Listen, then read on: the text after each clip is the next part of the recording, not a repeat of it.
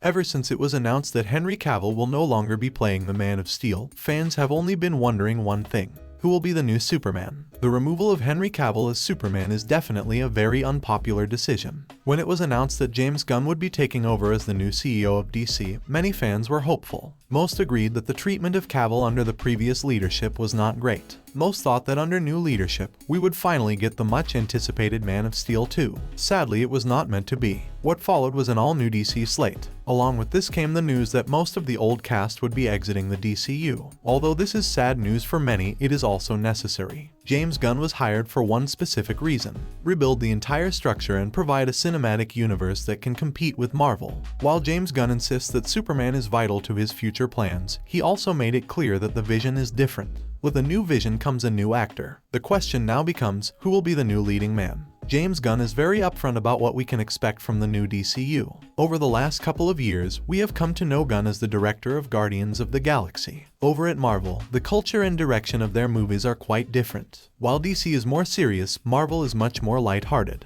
They heavily rely on the comedy element to push them forward, and for the most part fans enjoy it too. DC over the last couple of years has also taken quite a sharp turn with some of its movies. With James Gunn writing the upcoming Superman movie, many have been curious about what to expect. Since most are familiar with the Guardians movies, many are wondering if the new Superman movie will have similar themes. Gunn recently had an interview where he went over quite a few of these questions and concerns. One thing that Gunn made clear is that the new Superman movie will have vastly different vibes from anything that he ever did at Marvel. Gunn said, "I learned so much from making these movies, but it's not like Superman is going to have exactly the same vibe as a Guardians movie. It's actually quite different. This is something obvious to be expected. Superman has always had a bit of a darker tone. While many are expecting a few more lighthearted jokes, many probably understand that Superman will be more serious." Gunn is however insistent that he is not trying to compete with Marvel. Neither does he think that the two studios are in competition. He believes that if one superhero movie does well, it uplifts the whole genre. This is definitely a sentiment I agree with. With a soft DC reboot now underway, many do wonder where it leaves all of the old cast. While most will not be returning to the new DC, the door is still open for some to return.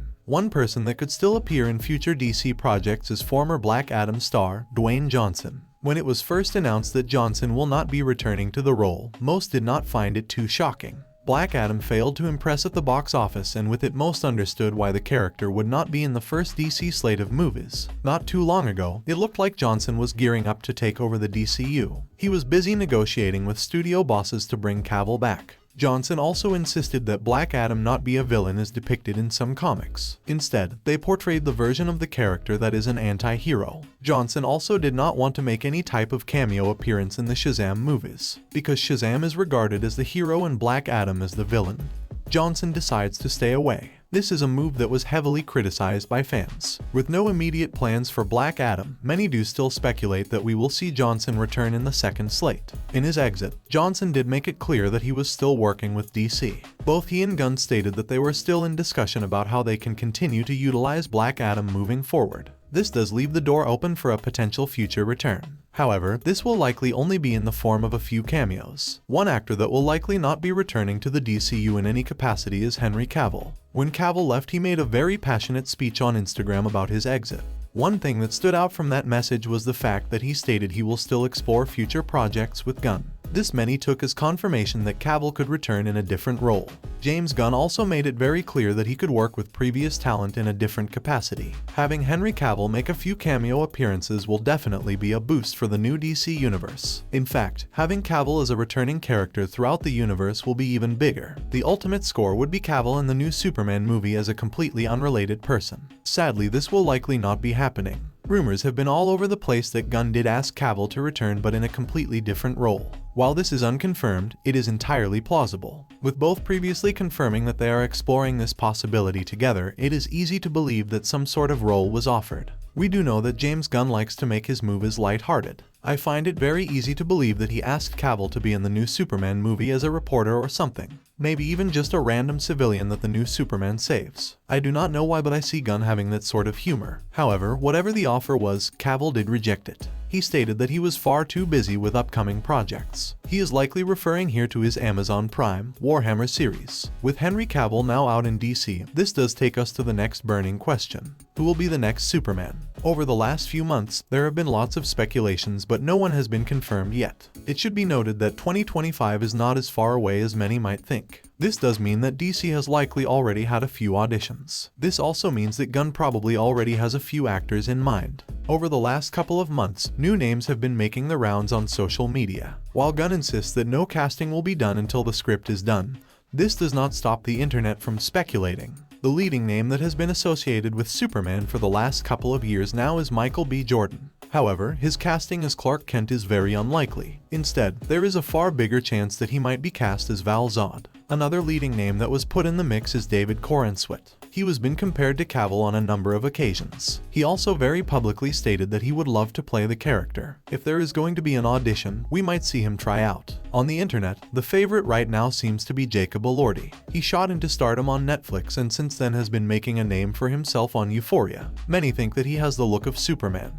With that, he also seems to be a very talented actor. Then there is also Liam Hemsworth. Since he took over from Cavill in The Witcher, some think he can do the same as Superman. With Superman Legacy set to release in June of 2025, many want to know exactly what they should expect. First and foremost, Gunn insists that this will not be another origin story. With it being rebooted, they will skip all of the previous backstories. If I had to make a guess, I will tell people to expect the same as with Robert Pattinson's Batman. While it was a reboot of what Christian Bale did, it was not a new origin story that went through his whole past. In my opinion, they did a good job not retelling his origin again. I think the new Superman movie will try and achieve the same.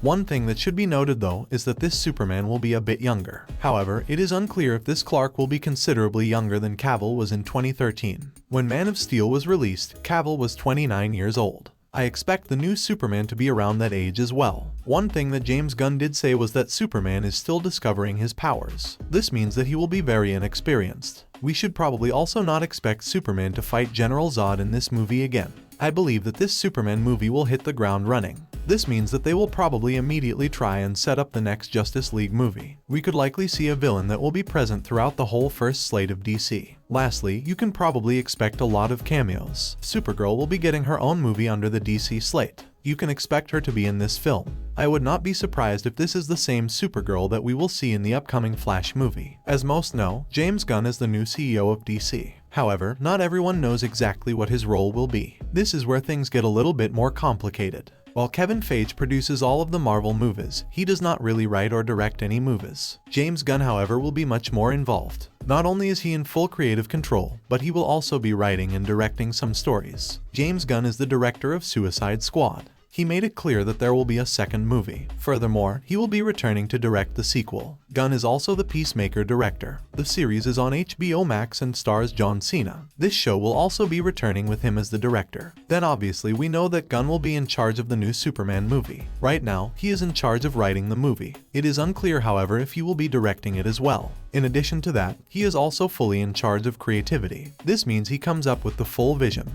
The DC slate that was just announced comes from him. His co-CEO Peter Safran is in charge of the financial aspects, while Gunn is free to run things creatively. This means that Gunn will map out the universe and decide what stories he wants to tell across TV, movies, and animation. Obviously, he will not be writing all of the scripts. He will map out the ideas and then hire writers and directors to make the vision come to life. One thing that James Gunn has been very clear on is the fact that he does not believe that Marvel and DC are competing with each other. In a recent interview, he stated, "To be frank, I think the better Marvel movies do, it's better for DC, and the better DC movies do, it's better for Marvel. When people see bad movies, they don't want to spend more money on seeing more movies. So you want good movies to happen." He went on to further state, "There is such a thing as superhero fatigue, even if it actually doesn't have anything to do with superheroes. It has to do with the kind of stories that get to be told, and if you lose your eye on the ball, which is character," continued Gunn. "We love Superman. Then we love Batman. We love Iron Man. Because they're these incredible characters that we have in our hearts. And if it becomes just a bunch of nonsense on screen, it gets really boring.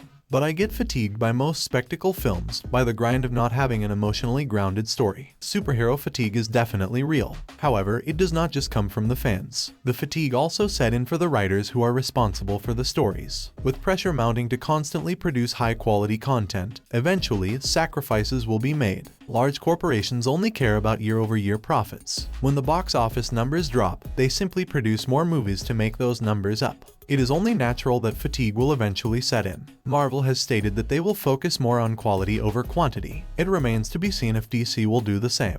Overall, it is going to be interesting to see how all of this plays out. Superhero movies are here to stay. In the next couple of years, we will only see the volume of movies increase. While the bulk of the content has come from the side of Marvel, DC will now ramp up its production as well. James Gunn is correct when he says that Marvel and DC are not in direct competition with each other, at least not from the standpoint of the average fan. Most casual fans have no idea who belongs to what studio. Although it might be obvious to some, casual fans look at superhero movies in a whole new way. They are not fans of Marvel, they are fans of Captain America. People are not fans of DC, they are fans of Superman. Most do not know who Kevin Feige or James Gunn is, nor do they care. If one studio is producing high-quality content for people to enjoy, the other studio can definitely benefit from that. The success of Marvel and their Avengers movies had a direct impact on DC and the Justice League. This does mean that the opposite is also true. While the terminally online knows exactly who produces what, the average person does not. When one studio floods the market with bad movies, it will affect the other. Marvel and DC might exist separately, but a superhero movie is a superhero movie in the eyes of many. While I personally know there is a massive difference between the two studios, not everyone cares enough to make that distinction. At the end of the day, only time will tell what impact these two studios will have on each other.